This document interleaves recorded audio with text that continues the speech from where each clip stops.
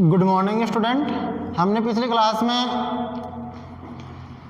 Example किए थे और क्वेश्चन किए थे।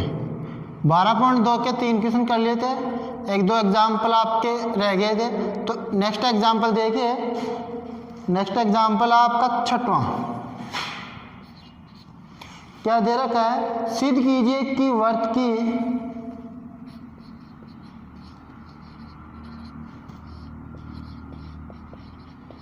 सिद्ध कीजिए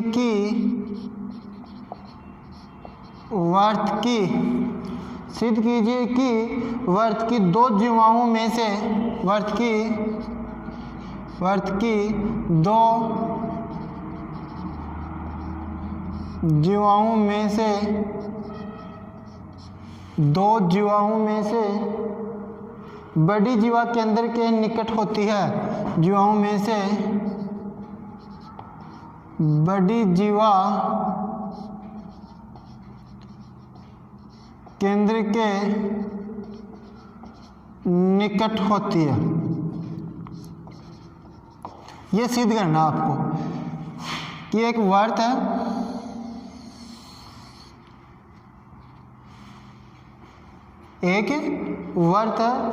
और उसकी दो जीवाएं ए बी और सी डी दी गई हैं। ए बी और ये सी डी, इसको थोड़ा नज़दीक कर लेते हैं। ए बी सी डी ये केंद्र वो है, ये एम और ये एन केंद्र को इनसे मिला दिया। ठीक है, केंद्र को क्या किया, इनसे मिला दिया और एम और एन दे दिया। क्या दिया गया है कि एक वर्त जिसका केंद्र ओ है, बड़ी जीवा केंद्र के निकट होती है। बड़ी जीवा केंद्र के निकट होती है। तो सबसे पहले हम दिया गया है उसको लिख लेते हैं। गेंदेट ओ वर्त का केंद्र है। ओ क्या है, वर्त का केंद्र है। अब दो जीवाओं में से बड़ी जीवा, ये भी लिख देते हैं कि जीवा है आपकी सी डी। जीवा सी डी बड़ी है जीवा ए बी से। जीवा सी डी बड़ी है जीवा ए बी से। ठीक है, और सिद्ध क्या करना आपको, प्रूव दैट बड़ी जीवा केंद्र के निकट होती है। तो बड़ी जीवा मतलब ओ एन छोटी है ओ एम से, ओ एन छोटी है ओ एम से। ठीक है ना, जो छोटी होगी केंद्र से जितनी दूरी पर होगी उतनी वो जीवा छोटी होगी, और जितनी ज़्यादा नज़दीक होगी केंद्र से वो जीवा उतनी ही बड़ी होगी। ठीक है, तो यह आपको ओ एन बड़ी जीवा की साइड की दूरी है, और ये ओ एम क्या है, ओ एम छोटी जीवा की साइड की दूरी है। रचना में क्या करना है, केंद्र ओ को बी तथा डी बिंदु से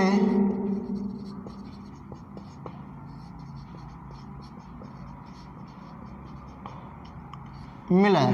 बी तथा डी बिंदु से मिलाया।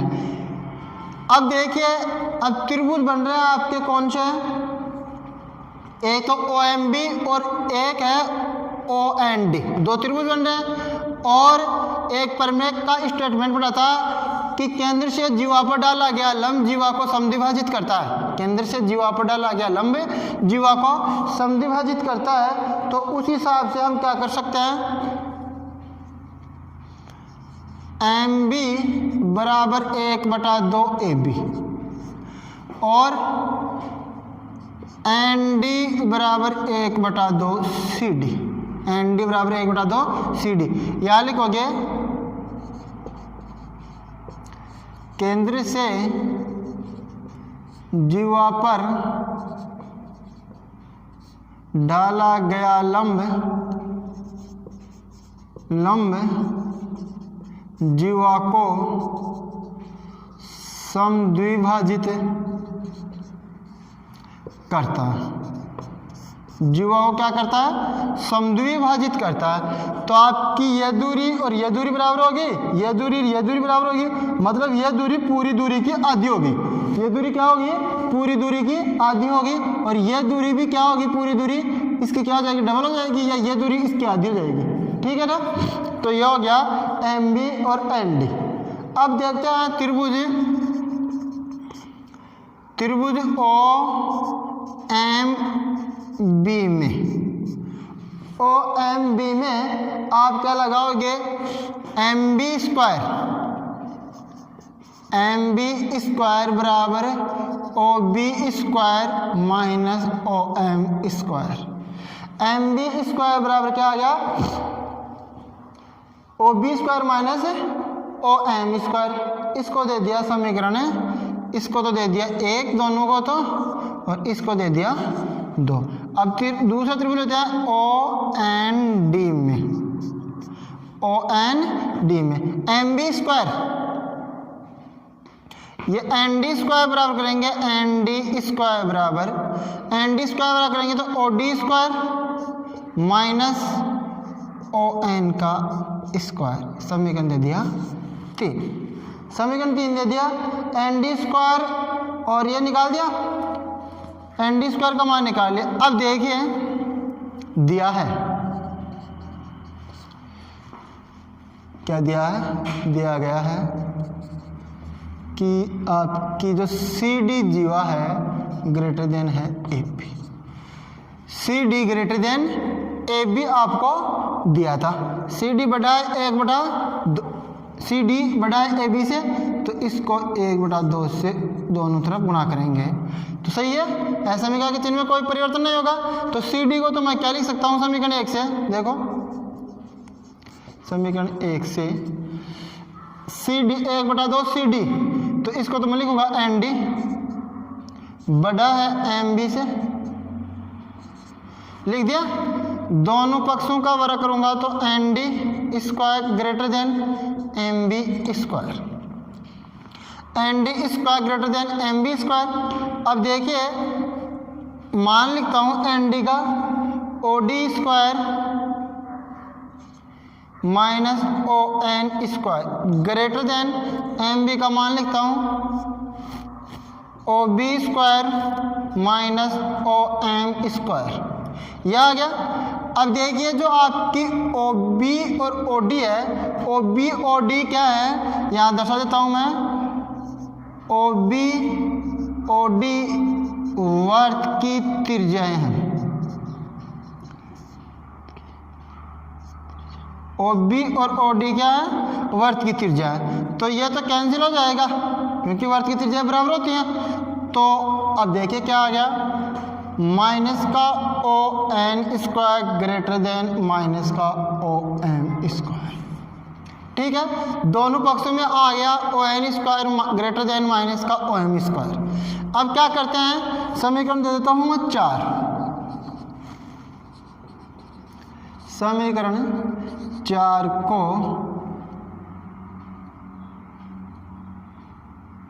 माइनस से तो ऋणात्मक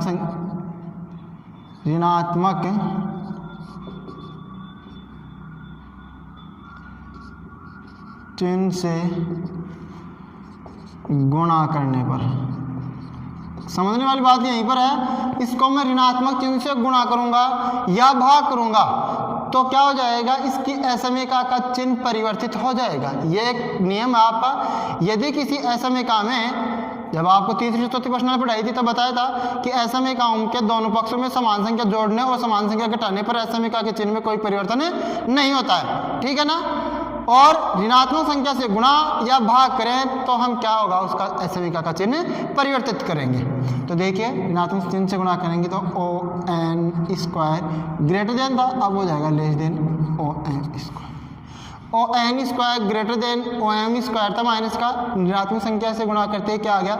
ओ N square less than O M square. तो यहाँ से हम क्या लिख सकते हैं? O N less than OM,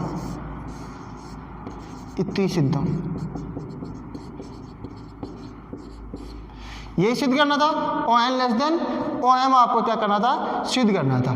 तो ध्यान से देखिए, दोबारा समझाते हैं इस क्वेश्चन को कि क्योंकि ये एसएमई काउंट से है। सिद्ध कीजिए कि एक वर्त की दो जीवाएं ए बी और सी डी जीवाओं में बड़ी जीवा केंद्र के निकट होती है। तो सी डी को क्या लिया है, मैंने बड़ी लिया है, तो सी डी ग्रेटर देन जीवा ए बी। ठीक है, प्रूव क्या करना है कि जो बड़ी जीवा केंद्र के निकट होती है तो छोटी होगी, ये दूरी ON छोटी होगी, तो ON लेस देन क्या होगी, OM। जिस साइड से मुंह खुला होता है उस साइड की संख्या क्या होती है, बड़ी होती है, तो ये क्या होगी, OM बड़ी होगी। रचना में क्या क्या कि O को D से मिला दिया और O को B से मिला दिया। अब एक प्रमेय पढ़ी थी हमने कि केंद्र से जीवा पर डाला गया लंब जीवा को क्या करता है, समद्विभाजित करता है। तो समद्विभाजित करता है तो MB बराबर 1/2 AB लिख दिया और ND बराबर 1/2 CD लिख दिया, और उस प्रमेय से जिससे लिख रहे हैं उसका स्टेटमेंट लिख दिया कि केंद्र से जीवा पर डाला गया लंब जीवा को क्या करता है, समद्विभाजित करता है, लिख दिया। अब त्रिभुज आ रहा है OMB OND, ये दो त्रिभुज आएंगे। OMB में क्या करेंगे, देखो MB स्क्वायर बराबर कर्ण स्क्वायर माइनस लंब स्क्वायर, ठीक है ना, और इस त्रिभुज OND में OD स्क्वायर ND स्क्वायर बराबर कर्ण स्क्वायर माइनस आधार स्क्वायर। तो ND स्क्वायर और MB स्क्वायर का मान निकाला, समीकरण 2 और 3 दे दिया।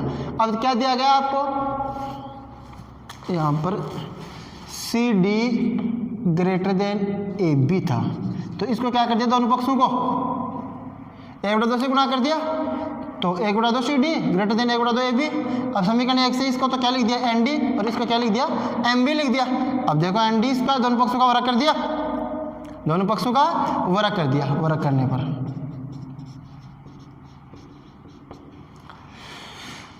वर्ग कर दिया। अब समीकरण 2 और 3 से देखो MB स्क्वायर ND स्क्वायर यहाँ लिखोगे आप,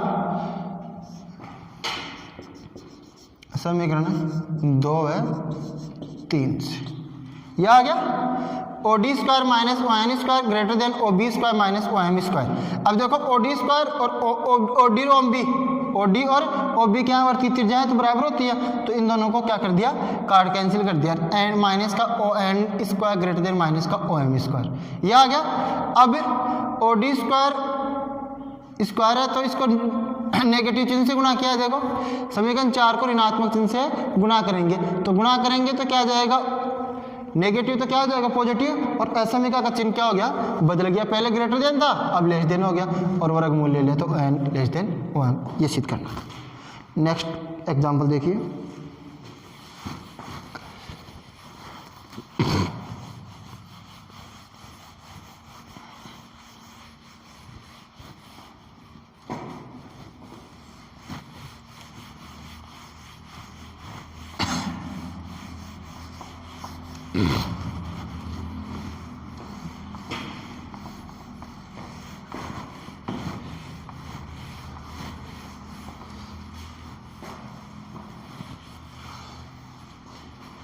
नेक्स्ट एग्जाम्पल है, एक आकृति दे रखी है, आकृति में एक वर्त की जीवा,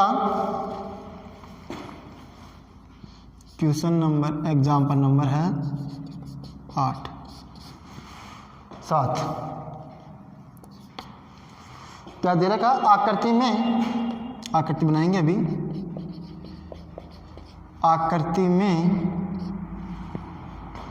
एक वर्त में जीवा AB, एक वर्त में जीवा AB बराबर जीवा CD हो तो जीवा CD हो तो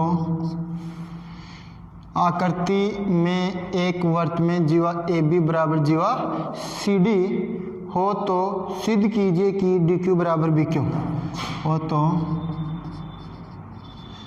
सिद्ध कीजिए कि DQ बराबर BQ, सिद्ध कीजिए कि DQ बराबर BQ, ये सिद्ध करना है।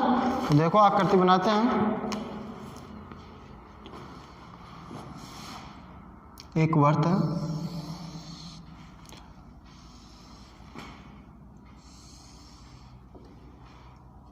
ये A B C D ये केंद्र है,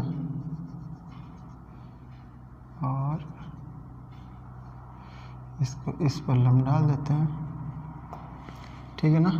A B C D L M यहाँ पर सी है, यहाँ पर डी है और क्यू है, और इसको इससे मिला दिया, ठीक है। इस तरह की कोई आकृति दे रखी है, A B C D L M और क्यू, ठीक है। अब देखिए कि ए बी और सी डी क्या हैं, दो जीवाएं हैं जो बराबर दे रखी हैं। तो देखिए क्या दिया गया है सॉल्यूशन में, गिवन दैट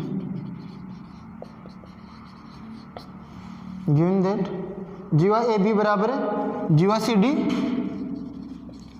जीवा ए बी बराबर जीवा सी डी दे रखी। प्रूव क्या करना आपको, प्रूव दैट, क्या सिद्ध करना आपको,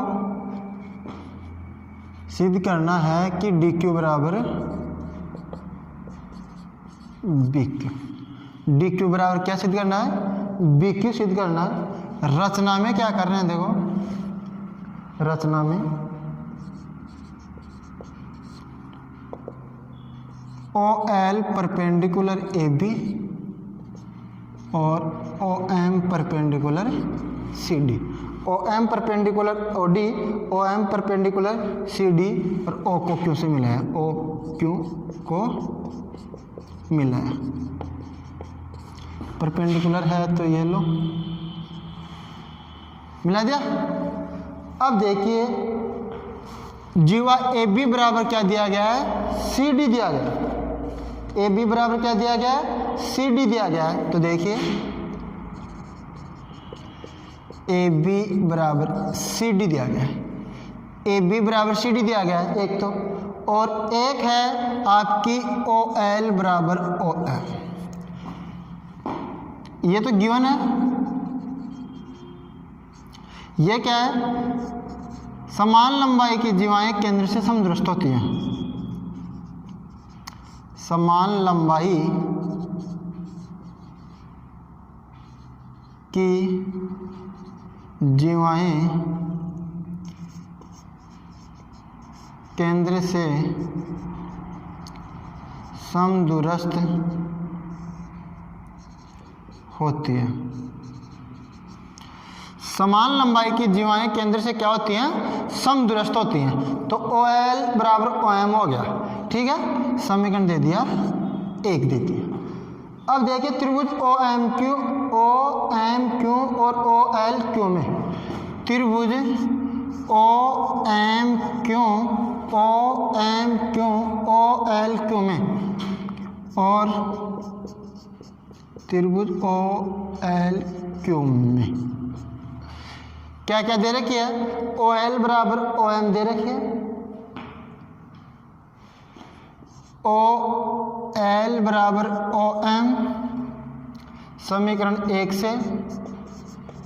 से कोण ओ एल क्यू बराबर कोण ओ एम क्यू, प्रत्येक समकोण, और ओ क्यू बराबर ओ क्यू उभयनिष्ठ,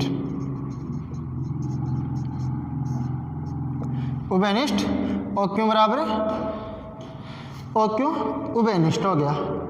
अब आर एच एस सर्वांग समता से,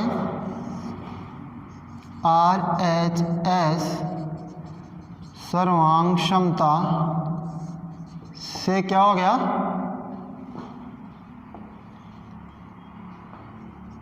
सर्वांग समता से क्या हो गया, त्रिभुज ओ एम क्यू सर्वांग सम हो गया त्रिभुज ओ एल क्यू,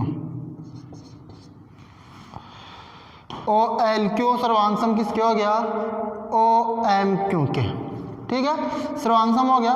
सर्वांग सम त्रिभुजों की संगत भुजाएं क्या होती हैं, सीपीसीटी नियम से, सीपीसीटी नियम से क्या होती है, सर्वांग सम त्रिभुजों की संगत भुजाएं बराबर होती हैं। तो संगत भुजाएं बराबर होंगी तो एम क्यू बराबर एल क्यू, एम क्यू बराबर एल क्यू, यहाँ लिखोगे सर्वांग सम त्रिभुजों की संगत भुजाएं समान होती हैं। ठीक है, सर्वांग सम त्रिभुजों की संगत भुजाएं समान होती है, तो एम क्यू बराबर क्या हो गया, एल क्यू हो गया। अब एम क्यू क्या, एम क्यू और आपको क्या दिया गया था, जो एम डी थी, ये एम डी बराबर 1/2 सी डी और एम डी और एल बी बराबर 1/2 ए पी। ये दे रखी थी आपको कि एम डी है, केंद्र से जीवा पर डाला गया लंब जीवा को क्या करता है, समद्विभाजित करता है। ठीक है, तो जीवा को समद्विभाजित करता है, तो आपको ये दिया गया था, इसको देते हैं 2। अब ए बी बराबर है सी डी है, ए बी जीवा ए बी बराबर सी डी है, तो मैंने क्या कर दिया 1/2 ए बी बराबर 1/2 सी डी। ठीक है, 1/2 ए बी बराबर 1/2 सी डी हो गया। अब ये 1/2 ए बी को तो मैं क्या लिखूंगा, एल बी, यहाँ लिख रहा हूँ एल बी और बराबर क्या आ गया, एम डी। एल बी बराबर एम डी आ गया, एल बी बराबर एम डी। अब समीकरण 2 है, उसमें से 3 को घटाएंगे, ये वाला 3, इसमें से इसको घटाएंगे। देखो एल क्यू में से एल बी घटाएंगे तो बी क्यू बचेगा। समीकरण 2 में से,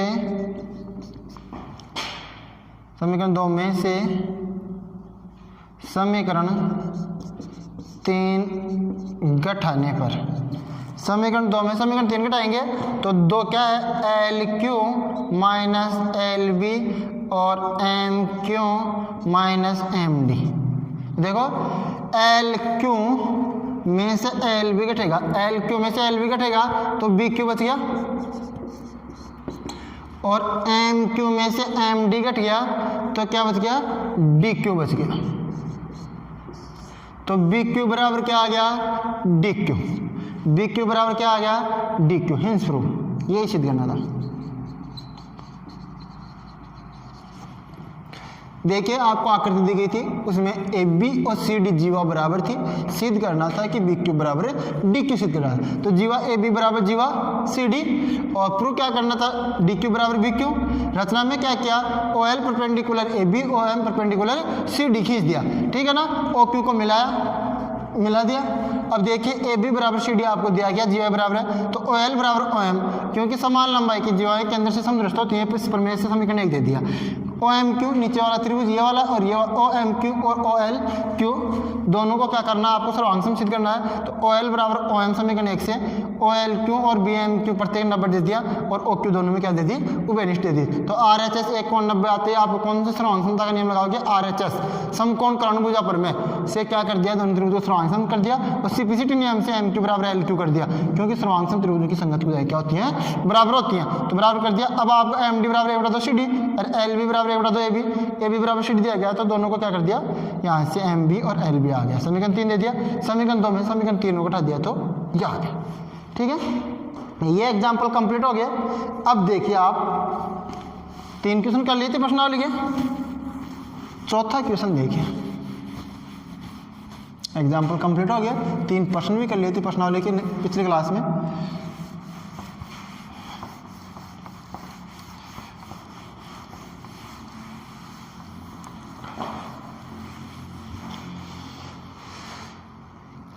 क्वेश्चन नंबर 4 क्या दे रखा, आकृति में 2 समान जो है ए बी और सी डी, आकृति में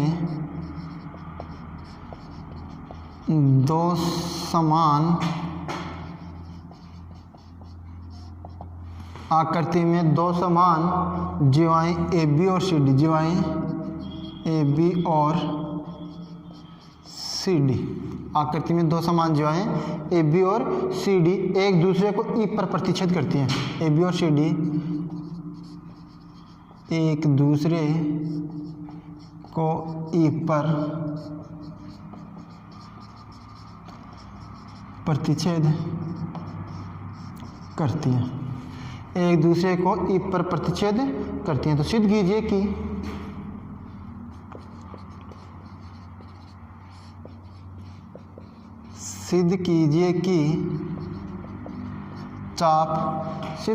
चाप डी ए बराबर चाप सी बी, चाप डी ए बराबर चाप सी डी, चाप डी ए बराबर चाप सी बी।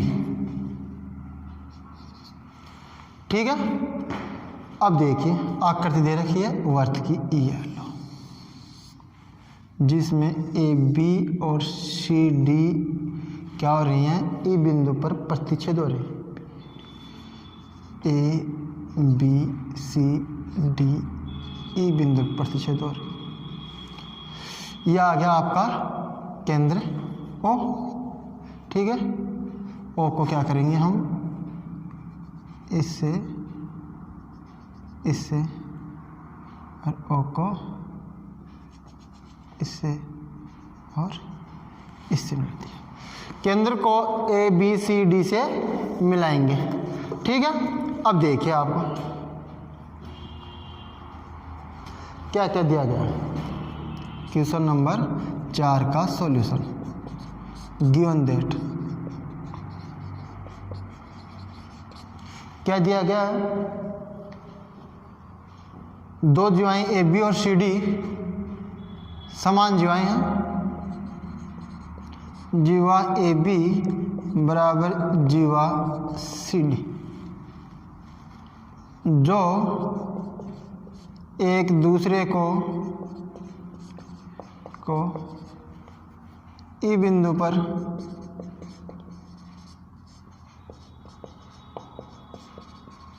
प्रतिच्छेद करती हैं।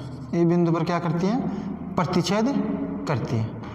और प्रूव क्या करना आपको, प्रूव दैट चाप डी ए बराबर चाप सी बी, ये सिद्ध करना। रचना में क्या किया, केंद्र ओ को ए बी सी डी से मिलाया। अब देखिए क्या दिया गया आपको, वर्त की जीवाएं बराबर है।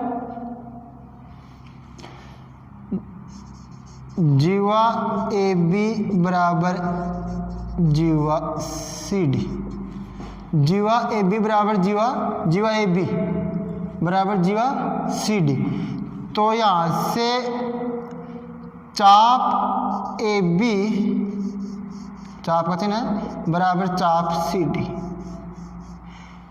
बराबर जीवाएं क्या होती हैं, बराबर कोण क्या है, चाप अंतरित करती हैं। यहाँ लिखेंगे बराबर जीवाओं के संगत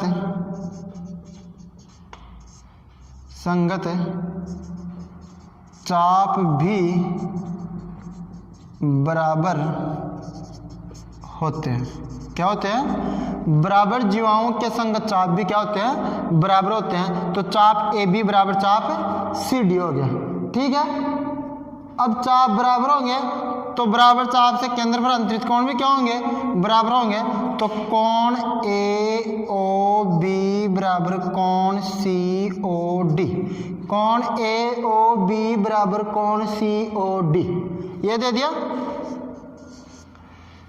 ए ओ बी बराबर सी ओ डी आ गया। अब जो बी ओ डी है ना, ए ओ बी, देखिए आपका जो इस ए बी चाप से ये बन गया ए ओ बी और सी डी चाप से सी ओ डी बन गई। ठीक है। अब ये दोनों में आ रहा है बी ओ डी, दोनों में घनिष्ठ आ रहा है। तो मैं ए ओ डी में से ए ओ बी में से बी ओ डी घटा दूँ तो ए ओ डी बच जाएगा, और सी ओ डी में से बी ओ बी घटा दूँ तो सी ओ बी बच जाएगा। तो देखिए समीकरण 1 के दोनों पक्षों में कोण BOD घटाने पर घटाओगे तो देखिए कोण AOB माइनस कोण BOD बराबर कोण COD माइनस कोण BOD। AOB minus BOD, AOB minus BOD, ये तो AOD बच गया, कोण AOD, ये COD माइनस BOD तो COB। ये कौन बराबर आ गया? अब कौन बराबर आ गया तो चाप ये तो हो गया DA और ये चाप होगी कौन सी? CB। तो चाप DA बराबर चाप CB, चाप CB होगी कि बराबर कौन है वो क्या होंगे? बराबर चाप अंतरित करेंगे।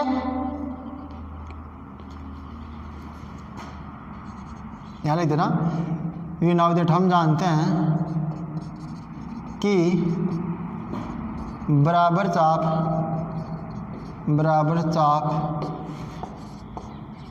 केंद्र पर बराबर कोण अंतरित करती है। ठीक है ना, इतनी सिद्धम ये सिद्ध करना था।